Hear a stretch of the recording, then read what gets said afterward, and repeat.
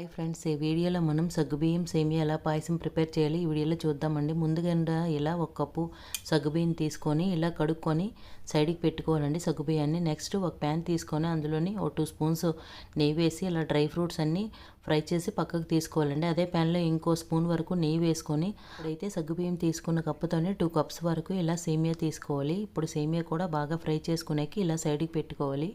ఇప్పుడైతే ఒక గిన్నె పెట్టుకొని అందులో ఒక 6 గ్లాస్ వరకు మిల్క్ పోసుకోవాలండి. మిల్క్ వేసుకున్న తర్వాత ఇలా కాగిన తర్వాత ఇందులోకి మనం ఏదైతే సైడ్ పెట్టుకున్న సగ్గుబియ్యాన్ని కూడా యాడ్ చేసుకున్న తర్వాత ఒక 5 మినిట్స్ తర్వాత ఇది కూడా బాగా కుక్ అయిపోతుందండి.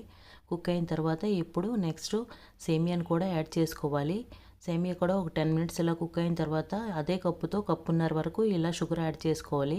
నెక్స్ట్ ఇలాచి దంచి ఉంచుకున్న ఇలాచి కూడా యాడ్ చేసుకోవాలండి. నెక్స్ట్ డ్రై ఫ్రూట్స్ కూడా యాడ్ చేసుకోవాలి. అంతే అండి, ఇంకా సగ్గుబియ్యం సేమియా పాయసం రెడీ అయిపోతుంది. మీరు కూడా అస్సలు మిస్ కాకండి.